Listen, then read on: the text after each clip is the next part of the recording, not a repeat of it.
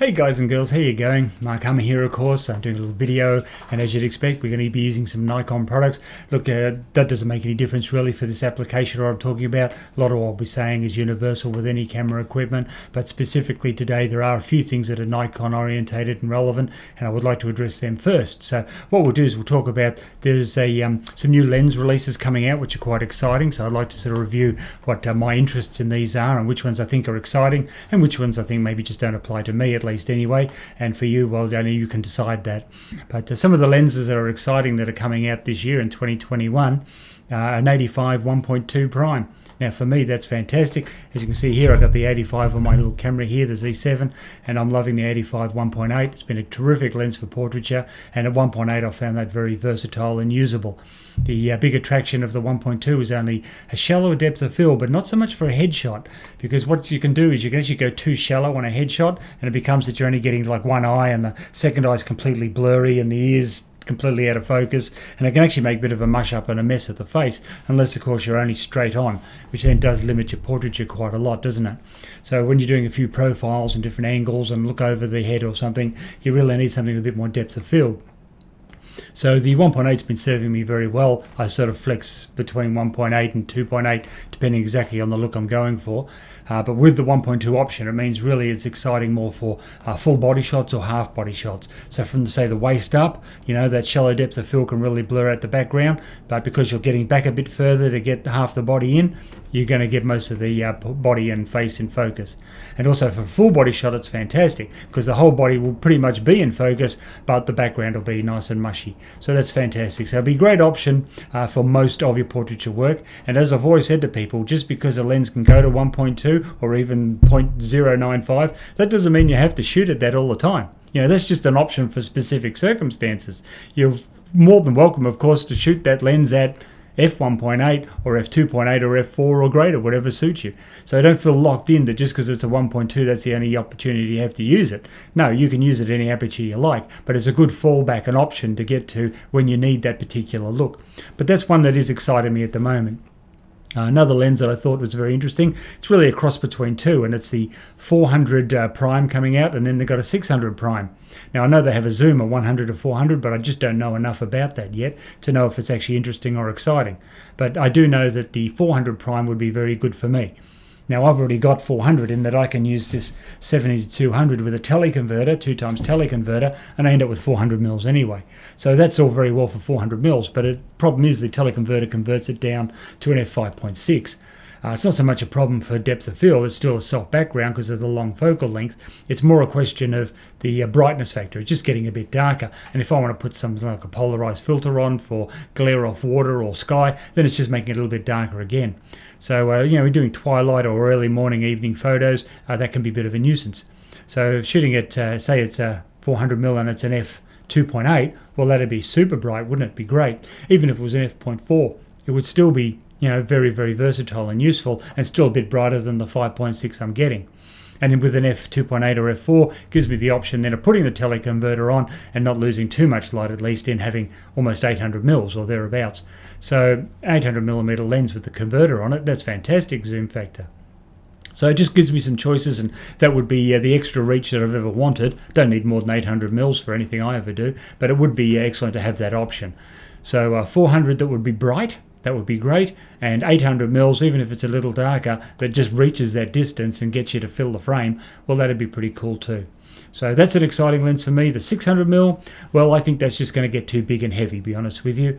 I'm not too excited about very large lenses for the fact of carting them around. They become very cumbersome to pack or maneuver, and of course you get very tired and can get even injury if you're not careful. So anyway, that's the lens lineup of those sort of primes that are exciting. As far as one more prime is mentioned is the, was it a 1.5 2.8 macro? Now macro lens always exciting, and it'd be great to have an S version of that. But for me personally, I probably won't get it, and it has nothing to do with the construction of the lens or anything like that. It's just the fact that I've already got a macro lens. Now it's not obviously a Nikon S lens, which would be ideal and perfect, but I do have this Tanika 100mm 2.8 prime, and this one here is a macro lens, and it performs very well. Now I have to use it manually at the moment. I'm using the FTZ adapter to put it on the Z mount camera, but it functions very well. I have a lot of sample shots I can show you. I've had no issue with using this, and quite frankly, for the very few times that I do use a macro lens, whether it be for a wedding and you're doing some rings and jewelry and trinkets, or maybe some product photography, or the odd insect and bug that I take a photo of, it's just not sufficiently enough to justify spending another $2,000 on a lens that pretty much I already have covered anyway at 100mm 2.8. One thing I will say about the 105 2.8 is it'll also make a great portrait lens. So don't underestimate that. It is specifically a macro lens, but that doesn't mean you can't use it for portraiture. I've used actually this Tanika back on my D810 for a portrait lens, and it was absolutely fantastic. It did a beautiful job. So yes, you can use it for portrait. It has some versatility there as well. Don't think just because it's not a 1.8 or a 1.2 or something like that, it's useless. No, it still gives a beautiful image. But for me, no, I've already got a lens that'll cover that, and I just can't justify the extra money for something that's so close to what I already have.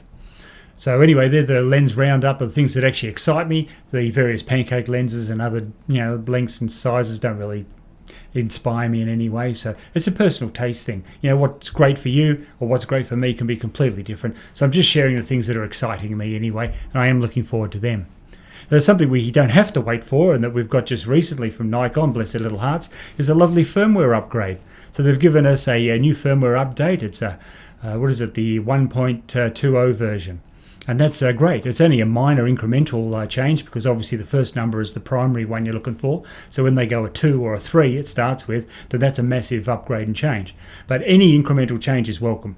And this one has helped us a lot with the autofocus, which is a big gripe that I had at the beginning. When I was starting to use the Z-mount cameras, I was very exasperated by the poor autofocus performance when it came to video.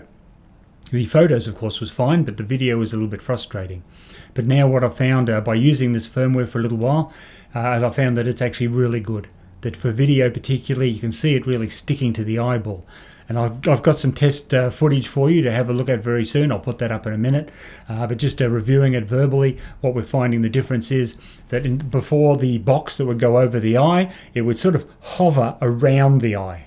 So sometimes it hit the eye, but sometimes it hit the forehead, sometimes it'd be around the ear. It was sort of just sticking around about the eye a lot of the time, and it made you very nervous. I mean, you were losing security, thinking, oh no, it's lost focus exactly where I need it.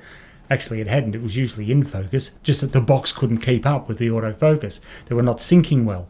Well, now with this new firmware upgrade, that little box does stay right over the eye. It's right over that eye the whole time, and you move left and you move right and you move up and down, and it is following that eye perfectly, really well.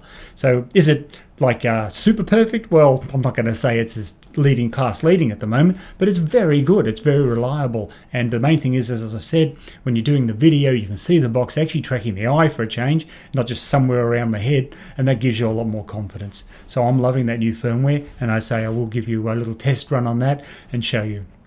Just as a precursor to that test run, there is some quality footage where I'm using the Z7 II to actually film, and then I'm using some footage where I have my Z1 behind it with a macro lens, and it's filming the back of the screen, just so you can see what the little cursor, the eye detect box is doing. Now obviously that part of the footage is a bit grainy because it's just filming the back of the screen, so that's not going to be very excellent. But just please excuse that and overlook it. It's just the technology I have to work with. If I had a Atmos Ninja 5, then of course I could film that or record from that, and that would be a lot better quality. But unfortunately I just don't have that, so I have to work with what I got. But please excuse the maybe graininess or a bit of moire that's going on there, but it actually still brings out the point very well. I use two lenses. I use the 50mm prime. That's an excellent lens I use a lot for video, so I thought it was appropriate, and I shot that at 1.8, so I've got a bit of a shallow depth of field going on. And then I changed lenses and put the lens I'm filming on right now, which is the 24 to 70 2.8 S, and that was a great lens for video. It always has been. It's got the two-stepping motors, I believe, and it's just a little bit faster in gaining the focus and acquiring it than a prime. Prime I think has one motor, the zooms have two, and it's just a little bit snappier and quicker, and you see that actually in the footage when you're following the two lenses and you look at the box on the eye. You will notice that I think the 2.8 zoom does a better job. So it's nothing to do with the firmware of the camera, it's just that the lens is superior. It's a more expensive lens, about twice the price, so you can't be surprised. But you're getting what you pay for, and I think that's a real thing to consider. So if you're doing a lot of video, I'm going to encourage that your first choice should always be the 24 to 70 2.8. And I'm stipulating it's the pro level lens, the 2.8 that's really good. And also you could use here the 70 to 200 2.8, which I have used for video as well. I use that for when I want to zoom in and out quite a long way, and that does a brilliant job too. They're both equivalently classy lenses. So if you're going to do any video, these two should be your first choice. Very versatile, of course. Brilliant result as well. So what I'll do is I'll just hand over to that video now. It only goes for about 5 or 10 minutes. You watch that one, come back with me and we'll talk further about other details. Hey guys and girls, how you going? Mark Hummer here. We're doing a little focus test today with the Nikon Z7 II. We've recently got some firmware upgrade. As you know, the version 1.20 has just come in. I've set that up and used it for about a week now and had a lot of success with it. So I thought what I'd do is I'd do a little demonstration video. As I said, I'm using the Nikon Z7 II. I have a 50mm 1.8 prime set at 1.8. You can see all the settings on the back of the camera. So I'm filming with my Z7 at the back, Series 1, and it's filming the back of the screen so you can see everything that's going on. I hope it's reasonable resolution for you. After all, this is just a sample shot to show whether the little focus box is sticking to the eye. I don't believe that really the focus is vastly improved per se, but what it is that the box follows the eye and face better. So you just have more confidence personally that everything is working, and confidence when you're shooting is everything. So that before the box was lagging quite a lot, it would tend to sort of stagger just off the face or eye. Now I believe it sticks a lot tighter, and that just gives you that reassurance that everything's going well. So I'm going to just zip around the room a little bit, not too fast, but just to give some motion, and let's see how it goes tracking the eye as I go back and forward and up and down, hey? Okay, so let me just drop this microphone, then we'll have a look and see how it's attaining the eye.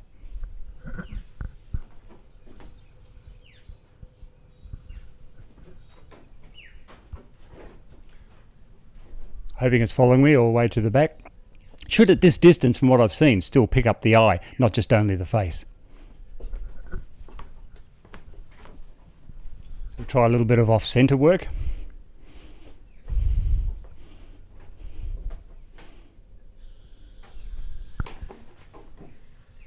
Pop out of the scene, come back up. Coming about as its closest focal point at the moment, before it goes out of focus anyway because I'm too close.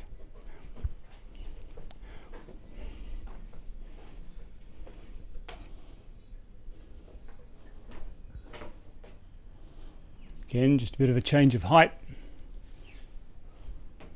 As you can see, I'm not bobbing up and down too fast because that's pointless. I mean, really, I'm not doing a lot of sports action. So for me, it's really just portraits relevant.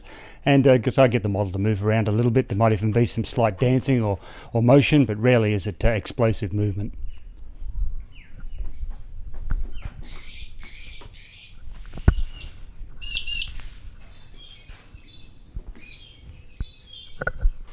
I trust you can see it going from eye to eye as I'm going slightly left or slightly right.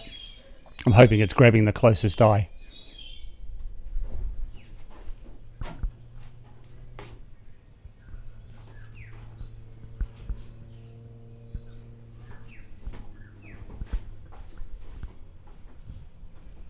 Just a little bit of faster motion just to throw that in there, just to see how it's going, following me around back and forth. I am throwing it quite a bit because I'm not only coming in and out, but I'm going left and right.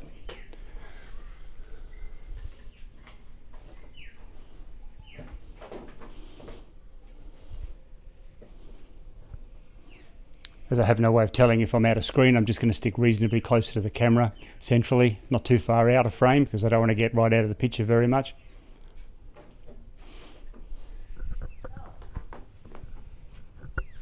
So I think we've reassessed everything we need to do there. I hope it's worked well. I look forward to hearing from you and seeing what you think.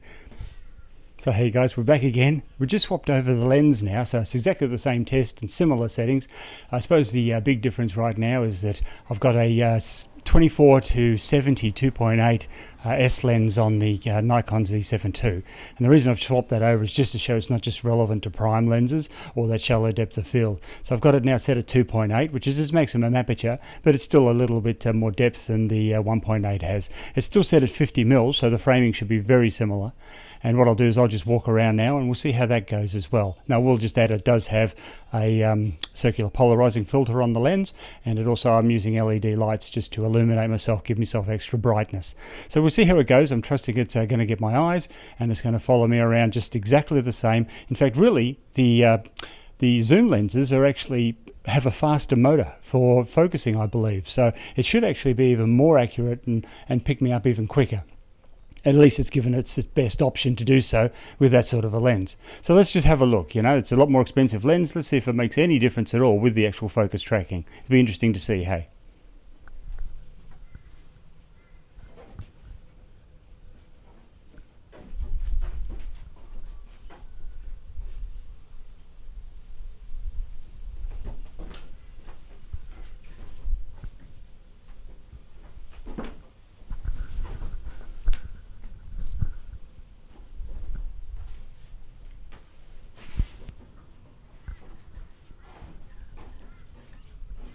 Be interesting to see if it's still got the eye this far away. It always has when I was doing video before, so it didn't seem to matter how far back I went, it still seemed to get the eye at any reasonable distance and proximity.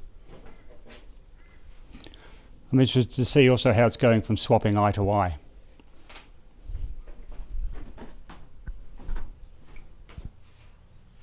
And how about the stickiness? Is the stickiness following me? Is it all just box, or is it the little box on the eye? Be interesting to see that.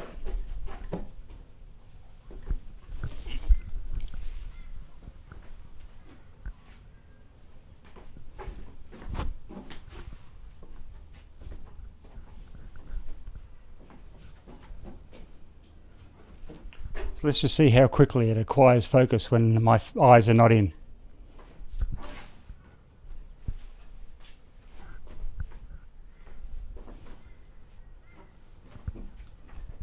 Just get right out of the scene. Just out of the scene now. I'm going to pop back in any second.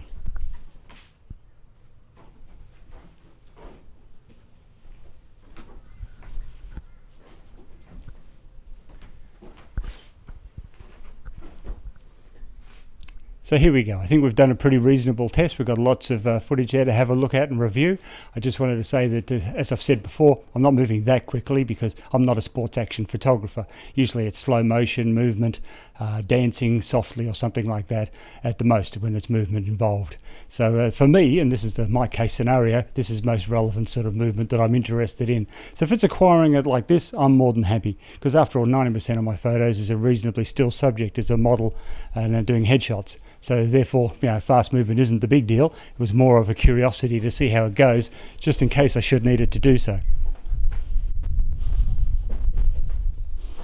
Again, we'll go backwards again. Go right forward.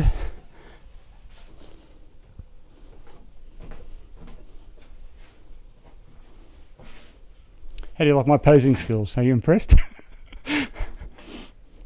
So anyway, there we go. That's all I've got for you today as far as the focus following goes. I'm quite confident it's doing really well. It has for me in the past, so I see no reason why it hasn't now. So let's review the footage together and see what we think. I will apologise, of course, I'm filming with only the back of the monitor on the camera, so obviously it's not going to be awesome resolution. It's probably a bit of moire and distractions in there, but just bear with me that it's all about with that little box is finding the eye or not. That's the most relevant part here.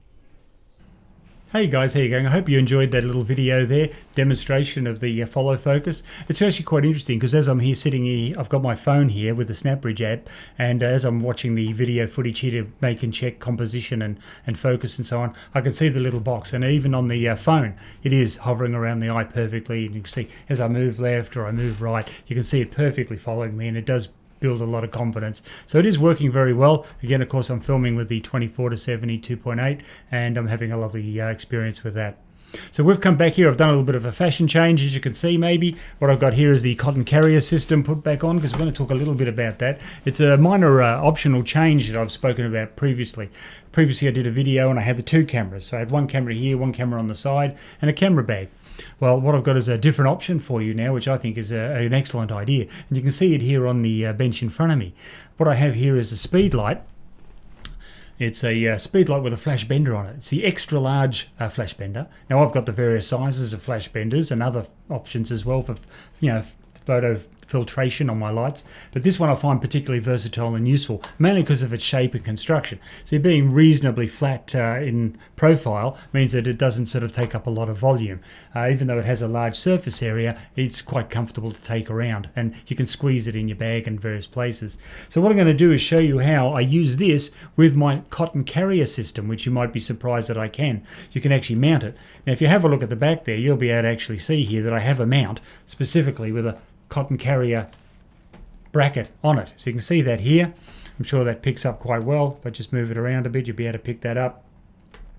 And the advantage of this here with this very, very, very primitive and simple piece of bent steel with a few holes in it, it's just a piece of metal made into an L shape, a few holes drilled in, and I mount that to the bottom of my, well, it's really the receiver transformer thing here for the activator for the speed light. I mounted it to this with the flash, and what that does with the trigger, it now enables me to carry this around all day with the use of the cotton carrier system, so I'm hands-free, and it enables me to have a flash anywhere I wanted on the go, ready, operational straight away, without it being a very, shall we say, I've watched people do this recently at a convention, and they were using a speed light with a trigger, and they were holding it in their hand and taking photos, and as they're taking these photos, like that, they got the little flash, and it's just pow, pow, pow, and it was so harsh on people's faces. It was a little bit of a disgrace, really. I mean, obviously you've got to make do with what you have, and I understand that. I'm compassionate, but at the same time, wow, that light was so harsh in those photos I saw online. I thought it was almost not worth having it. So unless you can diffuse it at least a modest amount, I wouldn't recommend just pointing a flash at someone at close proximity. You need some sort of diffusion. And whether this is a great option because it's, as I say, so versatile. Now I'm going to stand up in a minute and I'll put it on and demonstrate how it all sits and works. It's very hard to show you what's on the ground. But what I'm going to do first is before I actually do that and get up, while I'm down low, I'll show you how I construct it. So it's actually very important to know how it's all put together. So it's all very well to see me saying, oh, I've used it and it's great, and give you some sample photos. But unless you know how this thing is constructed, it's a little help to you. So let me just run you through it, because it's a very simple project and process. Anyone in their little handyman garage can do it, or you can just buy the accessories directly from hardware store, because they make these little pieces of metal with holes in them anyway if you go into the steel accessory section. So anyway, just run you through it very quickly. I'll put this one down for now because I don't need that one on the bench, because I'm going to start from scratch. So from starting from scratch, what we do in the build is you need the flash bender. And when you buy the flash bender, it's very important to understand, this is a Rogue product by the way, Rogue flash bender. When you buy it, it comes in various components. So the components come like this. You get the bounce card. Now you can see the bounce card there, the big flat panel with a white satin film. And it's called a bender because it has these bendy little pieces on the back here where you can sculpt and mold it into any shape you like. Very good for deflecting light, generally it's very good, but it's not necessarily a very soft deflection of light, it's just a bit broader than it normally would be. You can bounce it off walls and so on, and roofs, and that can also be very useful. But I always buy them when they come with this diffusion panel. Now as you can see, it's a diffusion panel, you'll probably see my hand just going through that. It just softens the light a bit, and it's like a diffusion on a softbox of any sort. So that comes as a kit, and I encourage you when you buy the flash bender, buy the kit with the diffusion panel. Don't rip yourself off and don't get that. It's a little bit more money, but it's definitely well worth the investment.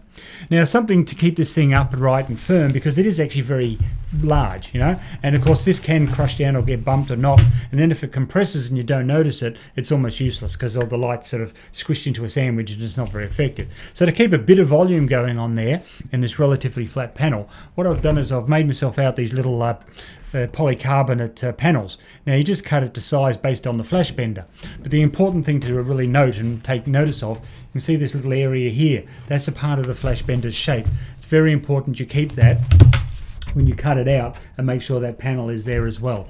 Now all you have to do is you just feed it in after you've cut it to shape and match it to the profile of the flash bender inside. Now it's very important that when you do cut it out, see how there's a white area and then there's a little black edge where there's some Velcro?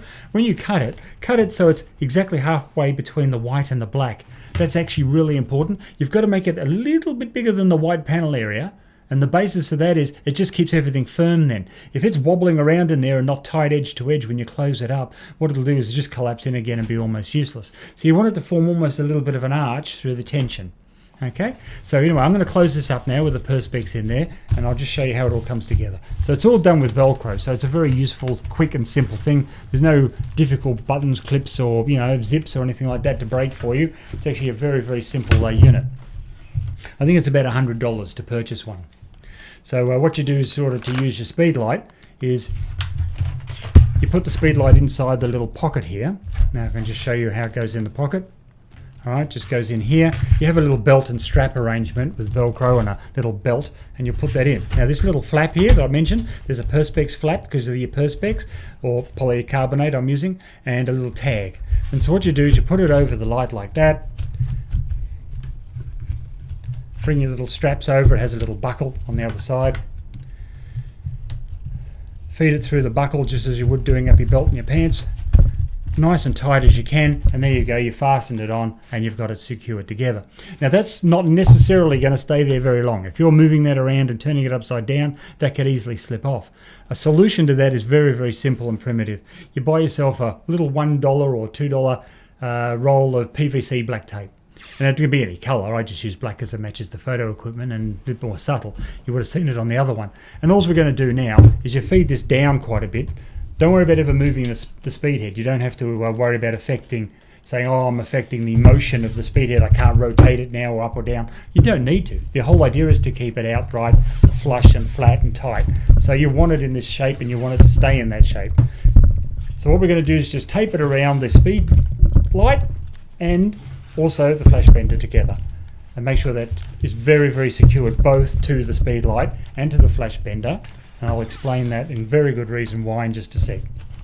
I think it's pretty obvious, but you don't want it going anywhere. That's really the key. You have to use a whole roll of tape on this. You just got to get it around enough that it actually works. Break that off. Keep it together. And now as you press that around and keep it all as one unit, what you'll find now is that'll never come off. So you shake it upside down, you give it a tug. That's not going anywhere. It's going to stay. So that's what you want to have happen. You want that secure, you want it upright, and you see now the Perspex has created a little bit of a cavity in there now, and it'll always keep it a bit of a cavity for the light to bounce around. Otherwise, say if it compresses too much, it's not effective. If you ever want to expand it again, you can always just reach inside the top here and puff the thing up and make sure that you've got some volume in there. So as it stands at the moment, that's actually going to be very effective as a soft light. And when I say very effective, is it as good as a 5-foot Octobox? No. But it is something you can take around with you, and this is the whole point of this. Transportation, practicality, you're in a festival, a wedding, you're moving around a lot, you definitely got the choice of dragging tripods and light stands and big soft boxes and then spending the time setting them all up and packing them up. You don't want to do that. You just want to go snap and go, and that's what this is all about. So we'll give you some reasonable soft diffused light with your ability to have motion and full control. So I totally encourage this. Of course, you are going to need a trigger. You are going to need, with my camera here, yes, you're going to need the remote system. So you want a trigger and receiver in order to activate the light because it's actually off the camera. But that's exactly what you want, off camera flash. That's really important. So we're having all this set up. You've got your trigger and receiver, you've got your speed light, you've got it taped on so it's all safe. You've got your bit of Perspex in there that I'm just leaving open so you can see that. Perspex there, so you know everything's going to stay firm on you for the whole day's activity. And then I'll go and stand up now and show you how you carry that around and be hands-free. So just give me a second to get up now. Hey, here we are again. I'm up and standing now and I've got a bit of a wider angle shot. So again, the versatility of a 24-70. I can go back now to 35 mils, raise the camera up and everything comes in the scene. So what I'm going to do is I was showing you this flash bender setup here where we have nice diffused soft light, which I'm loving. I reckon it's a great system. And I'm just going to show you the practical application of it now. Now I was talking to you about the bracket. We have to make up a little bracket in order to put that on to the trigger there so that we can now mount it to the cotton carrier. See a little cotton carrier mount there. There's two sorts of cotton carrier mounts. There's a black one which is completely flat, and then there's this grey one which is slightly angular, just depending on how you want the unit to sit. So it's really not important, but that's just the spare one I had, so I was using that one. Probably would normally use the other one. If I come down here and show you that, you'll see that this one has the black one on and this one now has a grey one, but either way it's all 6 of one and half a dozen of the other. So how do we mount this little configuration onto your camera? Well, it's very simple. Obviously there's a little hot shoe mount here, and all we have to do is screw that to the base of the trigger there. So you've got the cotton carrier one side, obviously, facing out, and then facing internally you've got the mount.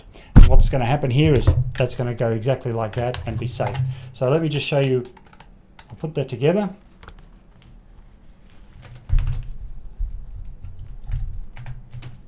making sure that that's in exactly the right position. There we go. Always tricky to do when you're trying to demonstrate for the camera and not just actually do it manually yourself. So I'm just tightening this up a little bit here. As you can see, it's just a flat screwdriver arrangement, and if I could get it in there upside down, that'd be awesome. Alright, here we go. Tighten that up there. That's quite firm. Now I just wanted to show you something. This is very important. You see, I was a little bit awkward with that one. That's just me doing everything backwards to demonstrate to you, so it's uncomfortable.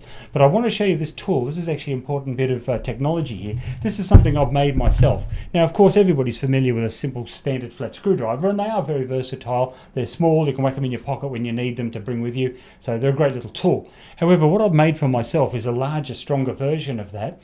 It's got a broader head. It's made of, I think, 3mm steel. It's quite strong.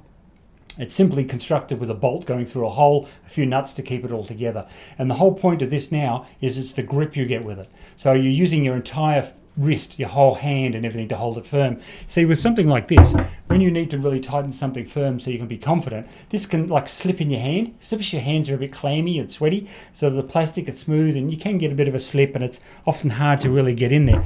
But with this item here now, I can get a massive grip on that, and when I want to tighten that nut up now, I can tighten that up and I got full power and grip on it should I need to do that.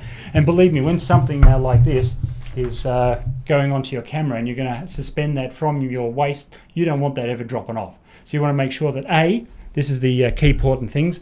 You want to make sure that this mount is steel and very powerful and strong, and secondly you want to make sure that it's fastened in there very well. So let me just put that one away because there's something else I wanted to show you with the other version.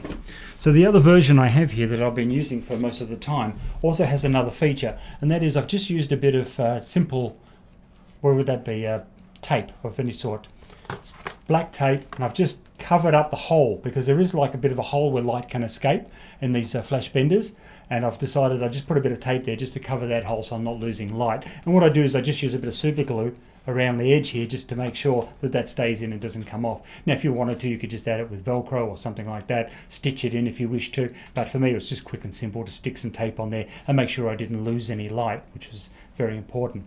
So this one here is mounted quite comfortably and strong too. I did use my little twisty device to lock that in, and then once I've also used some more of that PVC tape around this configuration to make sure it never comes loose or slips, because if it's bumping along all day, who's to say that that isn't gradually coming loose and at the worst possible moment smack. So just by putting a bit of tape around that just ensures that there's no vibration chance on that little screw to ever come off. So how do we mount it? Again, it's that 90-degree system again. So it's very simple. Cotton carrier systems like this, you slot it in 90 degrees and down, and there it is. And so now what we've got here is the situation. I'll just demonstrate it for you here.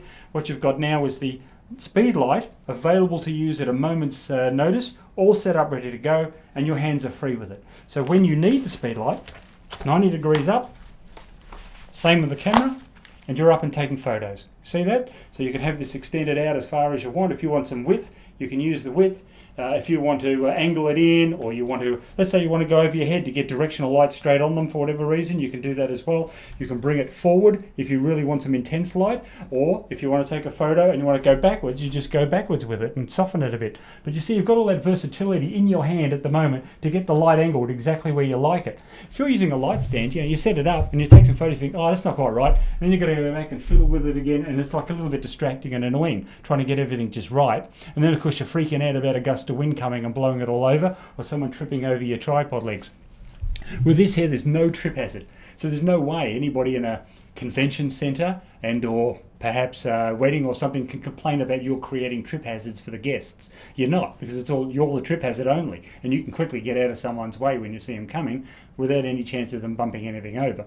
So the soft light on the go, enabling you to be very, very safe and secure and having it in your grip at any moment. And again, I'm just going to put it back onto the cotton carrier system again. So it's just like carrying another camera and lens, if you like, but instead you're carrying a speed light. And if you wanted to have another, you can have another little bracket here, put it on this side if you wanted your second camera, and you balance yourself out. What I do, as you may already know, is I always have my little bag with me. So I'll put the bag on this side and I can have then some accessories, batteries, wallet, camera, whatever I need in there. So that's what I usually use, but for this illustration the main point was the speed light. So I just want to show you, and you see how it sits tight to the body? Can you see that? So it's not flapping around, it's not in any way a nuisance to anybody else. No one's sort of bumping it and knocking it because it's actually quite tied into your body. And I've tried this, I've walked all day at a convention with it, and it's just running right alongside your leg with no rubbing or issue, and you'll find that it's a great little package. You can even get into little corridors. They had little pavilions where you were looking at various different accessories and toys and games and stuff, and I was able to walk around the whole convention centre like this, carrying my gear without obstructing anyone. So that was, I think, a really key feature to it, the fact that you're not obstructing. Everything's on your hand, ready to go in a moment's notice. You see something, you go, oh man, that'd be awesome, I've got to get that photo. And what are you, a few seconds away from taking it at any given time? You've always got things up and ready to go. Again, with a cotton carry, you let go of that if it's in the way. You can bring it around to the other side. You never never drop anything. You're never going to break anything. If you wanted to have a bracket on this, you could. Personally, I don't like the bracket on it because I find I'm crossing over, and that can be a damn nuisance tangling up the cables. My main thing I'm worried about dropping is the camera. Here, you're looking at about $6,000-7,000 worth of stuff. Here, I'm looking at about $600-700. I can afford to lose one of these. Can't afford to lose one of those. So again, cotton carry system. I reckon it's a great way of carrying your gear around and being safe and practical and having things on the go, so you can not, you're on the dot, you're not going to miss any opportunities, and you've got actually some half diffused light, which is pretty reasonable. Now I'm going to put photo samples up. Those photo samples illustrate just how good the photos can look with this system. The only other thing I use also is backlighting. So I'll take with me a little backpack perhaps, and the backpack will only be a modest backpack. I'll just get it and I'll show you actually, just bear with me here. I have multiple backpacks, but this little one is what I will use, and in here, and I'll just illustrate that while I've got the opportunity. I have a variety of tripods. Now this is a very tiny photo tripod that will fit in this camera bag. So what you can do is you put the tripod in there. I have a few extenders. I can have as many extenders as I like. I actually got zillions of these little extenders, but you can put the extenders in the bag as well, and a speed light, and then you got some backlighting whenever you want it. You know, a little tripod, it's modest, doesn't take up much room. No one ever sees it until you actually bring it out of the bag, and providing you're using that maybe outside in a garden or parkland where you're not obscuring anyone, no one will mind. So the point of it is being considerate where you put up your tripod or your backlighting. Don't do it in the middle of a corridor, that would be very rude and awkward. But if you're doing it outside in the parklands, you're not upsetting anyone, but you can get some beautiful effects. As I say, as I'll put images up and you'll see for yourself just how awesome those results can get when you're actually just carrying all this gear on your body and it's readily accessible wherever you happen to may be, without saying, oh, do you just wait there for 5 minutes? I'll go back to the car for 10 and I'll bring all the stuff. By the time you come back, they're gone. They're sick of waiting for you. Having it ready to go at a moment's notice, awesome. And with backlighting, for example, you don't necessarily at all have to use it every time, and you don't have to use a tripod. You know, you can mount your speed light. I'll just get the illustration. Yes, you can mount the speed light on something as simple as this, and then put that on the stair, on some railing or a ledge, and that gives you an option of some height with your backlighting without taking up any footprint, as it were, anywhere you go. So that's just another little handy thing. These tiny little tripods become very versatile and useful on the fly. So really that's pretty much all I've got to show you today. I hope you felt that was useful and interesting. So enjoy the footage that I provided, and thank you very much for your time and patience bearing with me.